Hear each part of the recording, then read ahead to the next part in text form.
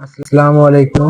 সুপ্রিয় জাতীয় বিশ্ববিদ্যালয়ের শিক্ষার্থীরা, তোমরা অধীর আগ্রহে বসে আছো কবে তোমাদের পরীক্ষা হবে। তো আজ 3 এপ্রিল সকাল 11টায় জাতীয় বিশ্ববিদ্যালয় ভর্তি পরীক্ষা কবে সম্ভাব্য তারিখ জানালেন উপাচার্য। তো দেখতে পাচ্ছেন 3 এপ্রিল 2026, এটি ডেইলি ক্যাম্পাসকে দেওয়া একটি সাক্ষাৎকার। জাতীয় বিশ্ববিদ্যালয় আগামী 2025-26 শিক্ষাবর্ষে চলতি মাসের শেষের দিকে শুরু হবে বলে জানিয়েছেন জাতীয় বিশ্ববিদ্যালয়ের উপাচার্য অধ্যাপক এ.এস.এম আমানুল্লাহ। আজ শুক্রবার 3 এপ্রিল দ্য ডেইলি ক্যাম্পাসের সঙ্গে একান্ত আলাপে এই তথ্য জানান তিনি।